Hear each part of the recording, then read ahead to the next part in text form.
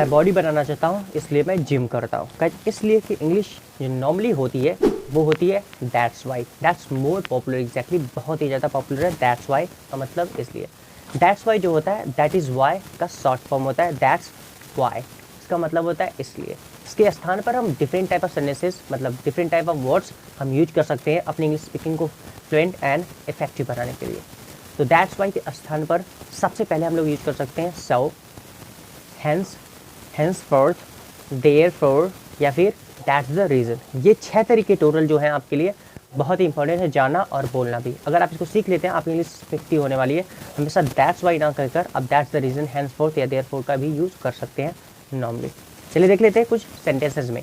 For example अगर आपको कहना हो कि राइट मैं पढ़ाई करता हूँ इसलिए मैं आपको पैसे देता हूँ, तो I study that's why I give money. इसके स्थान पर हम यूज कर सकते हैं I study that's the reason I give money, I study, henceforth I give money. I study, therefore I give money. I study, so I give money. I study, hence I give money. इस तरीके से हम different तरीके से use कर सकते हैं that's why के अलग अलग वर्ड्स को। फॉर एग्जाम्पल मैं पैसे कमाता हूँ राइट इसलिए मैं खर्च करता हूँ, I earn money that's why I spend money. तो इसको अलग तरीके से कैसे कहेंगे, I earn money that's the reason I spend money. क्या बोलेंगे, I earn money Therefore I spend money। ऐसे बहुत सारे सेंटेंसेस हम बोल सकते हैं सारे को यूज करके। चलिए अब मैं आपको क्वेश्चन देता हूँ, ये सारे क्वेश्चन सिर्फ आपके लिए है। आप प्लीज़ वीडियो को पॉज करके प्लीज़ कमेंट बॉक्स में जरूर कमेंट करिए अगर आप दैट्स वाई के सारे रूल पता चल गए या समझ में आ गए तो चलिए नेक्स्ट हमारे पास है जिसको कहते हैं अपार्ट फ्रॉम या फिर होता है in addition to. Apart from and in addition to का मतलब होता है के अलावा, ऐसे करके।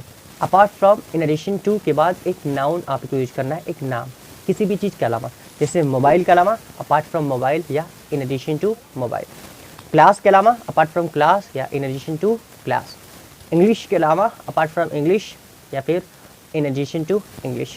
इंग्लिश के अलावा आप क्या जानते हो, तो apart from English what do you know या फिर in addition to English what do you know. ये तरीका नॉर्मली हो गया। देखिए जब apart from and in addition to के बाद आप एक नाउन या नेम यूज करो तो बस वैसे ही रख देना। लेकिन अगर कभी वो भी यूज कर रहे हैं ना तो अपार्ट फ्रॉम के बाद आईएनजी आती है एंड इन एडिशन टू के बाद वर्ब की फर्स्ट फॉर्म आती है। बोलने के अलावा apart from speaking, apart from के बाद आईएनजी, अपार्ट फ्रॉम स्पीकिंग, लेकिन इसमें इन एडिशन टू स्पीक यानी कि बोलने के अलावा। लिखने के अलावा अपार्ट फ्रॉम राइटिंग, इसमें इन एडिशन टू राइट। जैसे गाली देने के अलावा क्या जानते हो, तो apart from abusing what do you know, in addition to abuse what do you know. इस तरीके से तो कोई भी काम करने के अलावा आप क्या काम करते हो या कैसे करके पूछ सकते हैं in addition to and apart from के सहायता से। So I hope that guys आपको ये सारे सेंटेंसेस तो समझ में आएंगे और ये सारे वर्ड्स तो समझ में आएंगे। अगर आपको समझ में आया please subscribe my YouTube channel. अगर आपने इस वीडियो से कुछ भी नया सीखा तो please subscribe my YouTube channel and please click the bell icon and share and subscribe. All the best, have a great day. मिलते हैं अगले वीडियो में। जय हिंद, जय Bharat, have a great day.